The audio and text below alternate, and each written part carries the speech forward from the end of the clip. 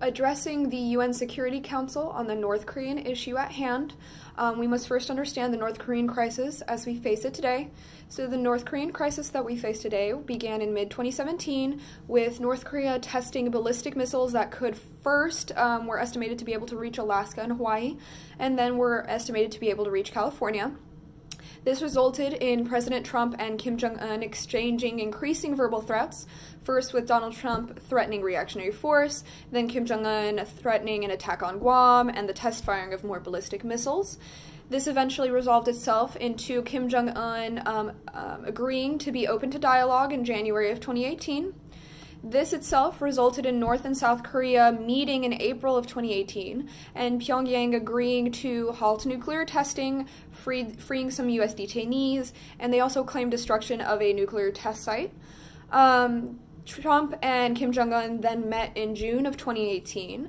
However, Trump did not necessitate the pre-talk condition to denuclearize, as many past U.S. presidents have. And the agreement reached was a complete denuclearization of the Korean Peninsula.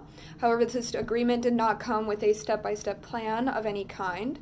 Since these talks have collapsed, North Korea has announced that it will be resuming its nuclear program and will be rebuilding the Tongchang-ri satellite launching site, which is also a site that is used to test and develop engines and other technologies for the long-range missiles that they have been using.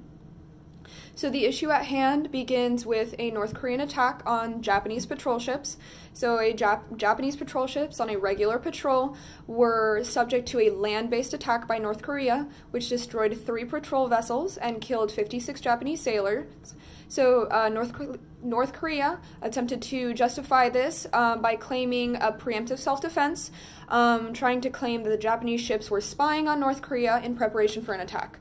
Since these claims are entirely unsubstantiated, the attack is not covered as preemptive self-defense, and it is also a violation of the right of innocent passage per UNCLOS Article 19. So already a violation of quite a few issues. Reactionary to that, the United States dispatched the 3rd Naval Fleet. A following incident, very soon after, began with unmarked vessels moving towards Guam, launching missiles with sarin gas. The attacking ships were intercepted by United States and Australian patrol. They destroyed all but 1 ship. That apprehended ship's crew denied any association with North Korea, but all admitted to be North Korean citizens. And each asked to be delivered to the same North Korean embassy in Jakarta, Indonesia. So that attack, if attributed to North Korea, is a violation of both Geneva Gas Protocols and the Chemical Weapons Convention, as sarin gas is a chemical weapon.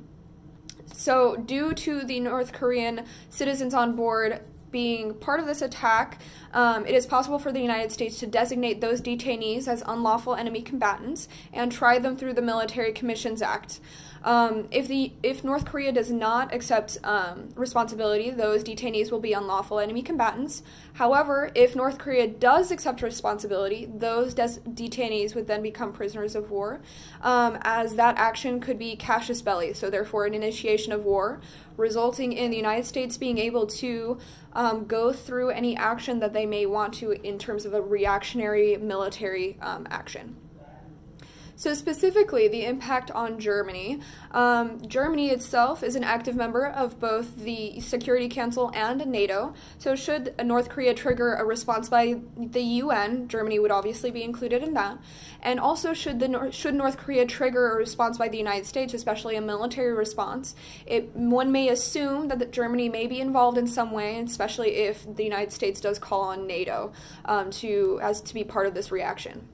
So Germany's policy recommendation is one based on a diplomatic solution, aiming first for a diplomatic solution before we go into a military solution.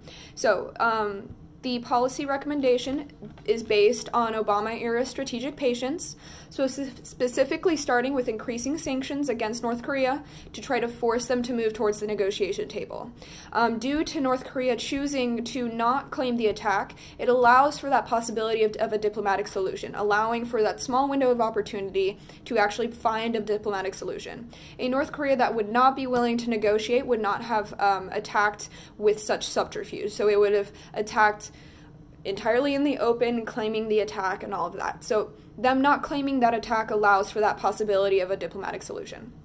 So the sanctions suggested by Germany should include an oil embargo, asset freezes for the leading family and high-ranking officials, a ban on textile imports, ending payments to any North Korean guest workers in foreign countries, and freezing foreign currency that's currently entering the North Korea itself. Specifically, also, for these sanctions to work would be an increased pressure on China for China to also abide by these sanctions and increase their own sanctions on North Korea. Germany specifically does play a significant role in negotiations should North Korea choose to come to the negotiation table, which Germany can also help North Korea come to that decision to enter the negotiation with world powers. Germany itself is a real-life demonstration of the benefits of reconciliation and reunification of North and South Korea, so that cannot be an obvious visual example for both North and South Korea to see the benefits of possibly reunifying. And they can also use their ongoing diplomatic relationship with both Koreas to assist in understanding and negotiation between all powers involved. Specifically, Germany's relationship with North Korea will be especially useful considering they have continued their diplomatic relationship despite U.S. pressure to completely stop it. And although they have been pulling out their ambassadors in North Korea and asking the North Koreans to close their own embassy in Germany, they have still maintained some diplomatic relationship, which is much more that can be said than a lot of other countries. However, it is important to note that this strategy is only most useful in terms of the situation as it is currently developed. So as the situation is currently developed with North Korea claiming that land-based attack as a preemptive self-defense and not claiming the attack on Guam, this strategy is most useful to these terms. However, should North Korea either engage in further attacks or should they choose to claim responsibility for the attack on Guam, there are significant factors that change in terms of the possibilities of a diplomatic solution.